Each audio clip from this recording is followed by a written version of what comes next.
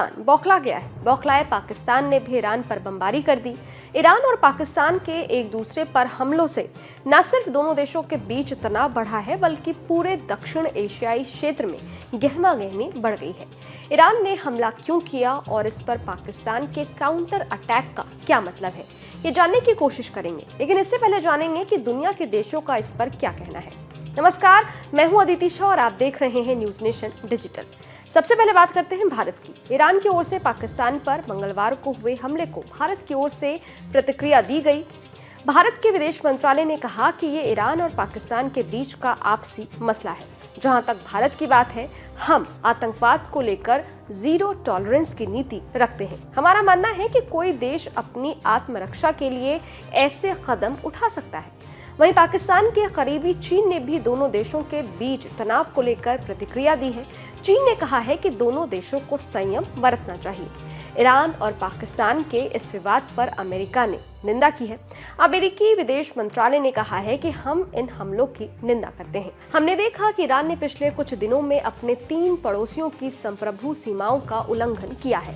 एक तरफ ईरान इस इलाके में आतंकवाद का पनाह देने वाला देश है और दूसरी तरफ वो दावा करता है कि उसने इन देशों पर कार्रवाई आतंकवाद से लड़ने के लिए की है। हमें उम्मीद है कि ये एक ऐसा मुद्दा है जिसे शांतिपूर्वक हल किया जा सकता है। मालूम हो कि 16 जनवरी की रात ईरान की ओर से पाकिस्तान पर मिसाइलों और ड्रोन से हमला किया गया। यह हमला बलूचिस्तान के एक इलाके में हुआ। ईरान ने कहा कि उसने आतंकी ठिकानों पर हमला किया है। इसलिए किया क्योंकि ये आतंकी उनके देश में आतंक मचा रहे थे, उनके लोगों की जान ले रहे थे। लेकिन पाकिस्तान खुद पर हुए इन हमलों से बौखला उठा। उसने कहा कि इन हमलों में 2 बच्चे की मौत हो गई और 3 बच्चियां घायल हो गई हैं। पाकिस्तान ने भी ईरान पर हमला करने का फैसला कर लिया। 18 जनवरी को ईरान के कई इलाकों पर बम बरसा दिए। काउंटर अटैक के बाद इन दोनों देशों के बीच तनाव चरम पर है। ईरान पर हमलों के बाद पाकिस्तानी सेना का बयान सामने आया है। पाक सेना ने कहा है कि उसने बलूचिस्तान लिबरेशन आर्मी और बलूचिस्तान लिबरेशन फ्रंट के ठिकानों पर कार्रवाई की है। इस ऑपरेशन का नाम मार्ग बार सरमचार कोड रखा गया है। यह ऑपरेशन खुफिया जानकारी के आधार पर किया गया। इस अभियान में पाकिस्तान की सेना ने किलर ड्रोन, रॉकेट, विस्फोटकों और अन्य हथियारों का इस्तेमाल किया। पाकिस्तान की ओर से ये दावा किया गया है कि उसने ईरान में पनाह लिए आतंकियों को निशाना बनाया है। साथ ही ये भी ख्याल रखा गया है कि आम लोगों को जान माल का कोई नुकसान ना हो। जिन ठिकानों को निशाना बनाया गया है वहां कई कुख्यात आतंकी रह रहे थे। पाकिस्तान की सेना ने जो बयान दिया है उसमें कहा गया है कि पाकिस्तानी सशस्त्र बल आतंकवादी गतिविधियों के खिलाफ पाकिस्तानी नागरिकों की सुरक्षा के लिए हमेशा तैयार रहती है। हमारा मकसद ये सुनिश्चित करना है कि पाकिस्तान की संप्रभुता और क्षेत्रीय अखंडता का सम्मान किया जाए और किसी भी दुस्साहस के खिलाफ सुरक्षा की जाए।